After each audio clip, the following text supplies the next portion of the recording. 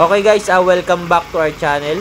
Nandito na naman tayo para ipakita sa inyo kung ano yung mga na-encounter nating problema sa sasakyan. Pasin natin itong alternator. Okay guys, welcome back to our channel. Rescue na naman tayo.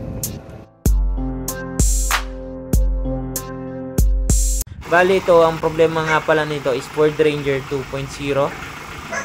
Nandito tayo sa Quezon City. Ang problem nito is fluctuating yung RPM. Siguro may pagitan na 2 seconds bago siya mag-fluctuate.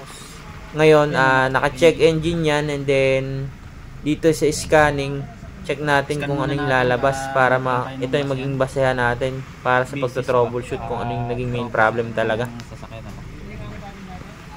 Kasi doon sa may tambutso mausok din.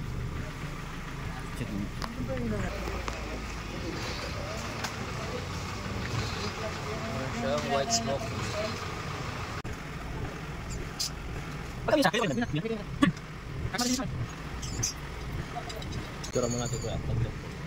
Ngayon, ito yung mga lumabas na trouble code. Kung makikita nyo dito is may related sa sensor, sa air cleaner or map sensor na tinatawag. And then, 4 na injector ang binabato dito na signal at trouble codes. Check natin kung ano talaga yung naging main problem, kasi hindi naman porket lumabas dito sa scanner yun na kaagad yung papapalitan natin na pyesa, which is dapat first visual check and then inspect kung ano yung mga possible naging problema niya, bakit ito nagtitrigger yung mga ganitong fault code, no?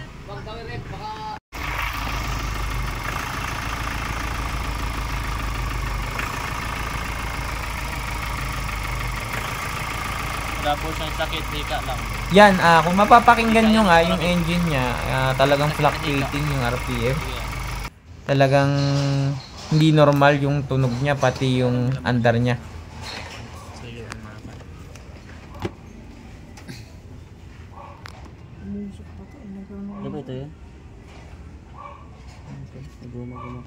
Yan, okay guys, kung makikita nyo dito yung fuel return line, talagang mga basag na yung lock. Kaya ang ginawa natin, pinapapalitan tong fuel hose return line na to, dahil talagang magiging kosto ng leakage ng ating fuel system. Pagkakabili dito is 16,500.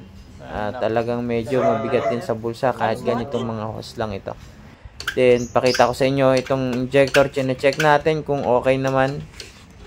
So far, nung ma-check na naman natin to, okay naman siya. Kaya, hindi na natin pinapalitan. Then, medyo fast forward tayo para makita nyo rin yung ibang ginawa pa.